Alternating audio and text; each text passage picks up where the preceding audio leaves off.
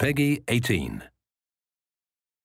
View the following spoilers with discretion, my friends. Sometimes you have to fight battles, and it's how you fight those battles is what matters. And I think knowing that you don't have to go through it alone is important, and you can have people around you. And I think that's what Kratos and Atreus and everyone in this game kind of learns.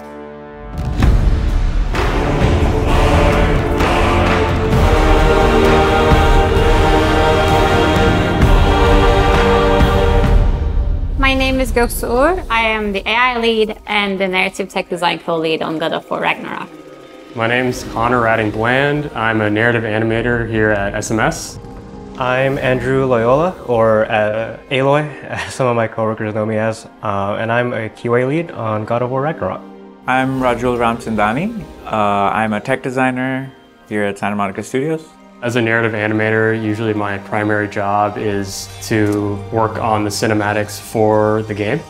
My primary responsibility is to manage the test coverage that goes into a game of its size. I'm a technical designer, and what that entails is that we end up working on set pieces, little character moments around the level, gameplay mechanics. It almost feels like we are building a puzzle together, but we are also building all the pieces from scratch.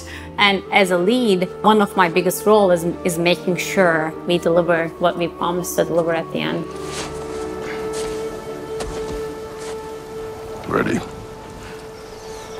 In the previous game, there was almost no family to start with. There was Kratos, who was afraid to show his true self because of her past trauma to his son.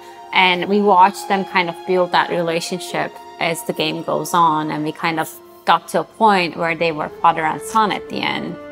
In this game, we've explored a lot about Atreus figuring out who he is, but you know, he can't really do that without the people around him. It starts with just Kratos and Atreus, and as they build their relationship, as they are becoming this duo of who's always there for each other, they also bring in other people. They bring in Mimira, they bring in Brock and Sindri, and it's not just them. Like, as you go through the game, you see the Freyr Five, you see the Odin and his family. Kratos tries to protect Atreus as best as he can through training, through being a literal shield for him. But Atreus wants to get out there and figure out what he needs to do on his own. And throughout the entire game, they're just butting heads on, I need to do this myself, or no, this is not our business. We need to protect ourselves. Stop thinking like a father for a moment and start thinking like a general! No! Odin's giving relationship probably is what attracted Atreus to work with him in the first place, despite knowing that Odin is the cause of many of the troubles of all of his other friends. Feel free to come and go. Take what you need, poke around as you please. You're not my prisoner. And more importantly, I am not your father. Odin is more hands-off. Odin kind of sends him on missions, and he lets Atreus go out and about. I just wish Atreus were not so restless. That separation and Atreus being away for a while kind of also allows Kratos to learn that sometimes being overly protective is not always good. You need to give some space to your kids so that they can figure out who they are. And I think that's a very good change for Atreus in the beginning, because he feels like this is someone, you know, letting me do my own thing. But we kind of figure out later on that Odin is only warm up until a point when your usefulness has run out. And that's when we see his true colors, and Atreus kind of realizes that everything that Odin has given him, while maybe useful, is a facade. Thor was really great. I learned a lot from him. You learned something from him? Really now? Okay. What did you teach the kid? Nothing. What could I possibly teach him? Exactly. Found family as a theme started back in the first God of War in the Norse series. Mimir, towards the end of the last game, mentions that we couldn't really do it without help from Brock and Sindri and you, Atreus, and you, Kratos. The concept of fond family means a lot to me because all my family and my friends that I grew up with are back in Turkey. It was just me and my husband for a very long time. I think a lot of what this game talks to is about accepting each other and realizing that the people around you can be your family. We've gone through that. We've built our families through my coworkers in the studio who are my friends now. And I think that is what's happening in this game too. Whether it's Kratos, Mimira, and Atreus and Angrboda, or Brock and Sindri being your weird uncles, it's about accepting each other for who we are and realizing that those characters are all that they've got. Well, come on then. Let's get him something that fits at least. Kratos, he calls Mimir by his name instead of calling him Head.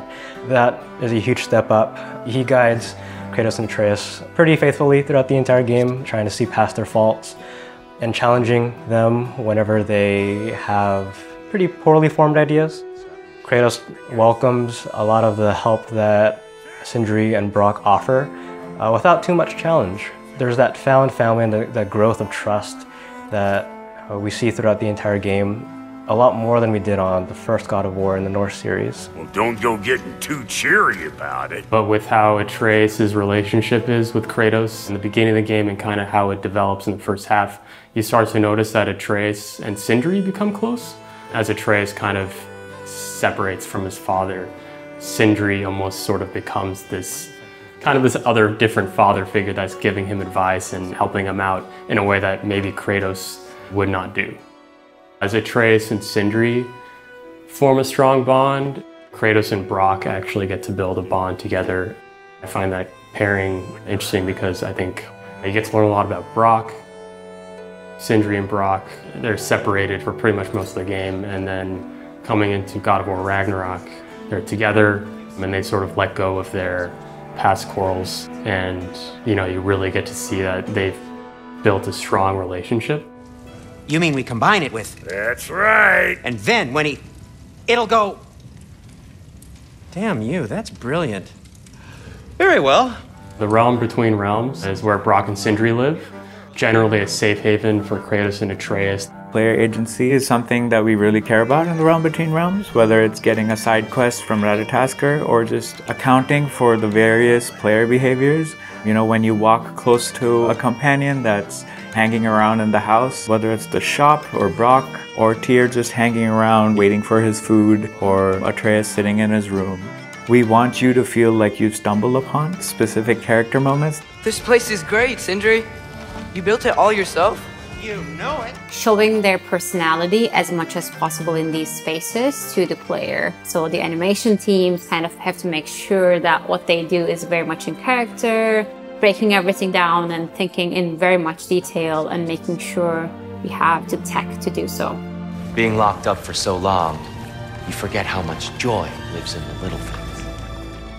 Another relationship that I think is interesting is the relationship between Kratos and Freya. Last game, you see them build this relationship and you even see Atreus look up to her as almost a mom.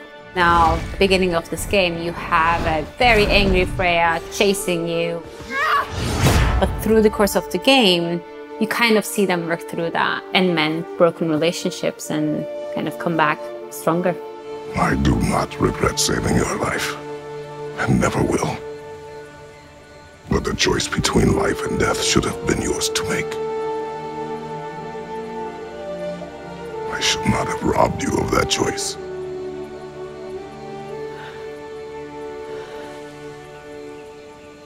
So you got Freya, and then you have her brother, Freyr. You sold my sister to that prick. We broke it a piece. Oh! Did you now? Where is it?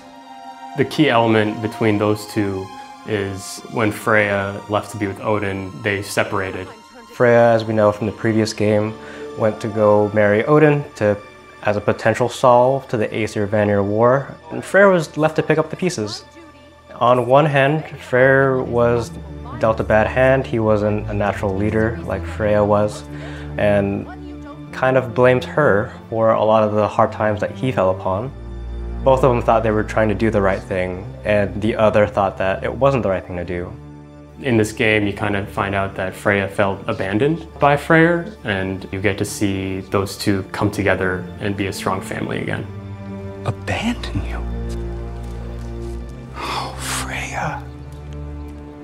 I mourned you.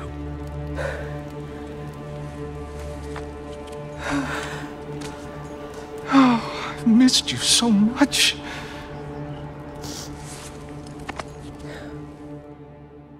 Like how Kratos and Atreus rely on their found family throughout the entire game, the people and development team at Santa Monica Studio, we're all there to support each other and really make the best game that we can make. I've had to move across the world essentially to a different country, and you end up being away from family a lot of the times, and your friends become your family. I think that's something I've hopefully have helped relate in the game as well. You know, I've really grown to love the narrative animation team here. It feels exciting in that we're all kind of coming together to create this awesome game. With all the relationships in the game, I think the biggest lesson is everybody has room to grow and room to write their own destiny. Life takes you through different paths, and sometimes you go through struggles, and how you go through them is important. And I think the family that you built around yourself, it would be there to fight those battles with you.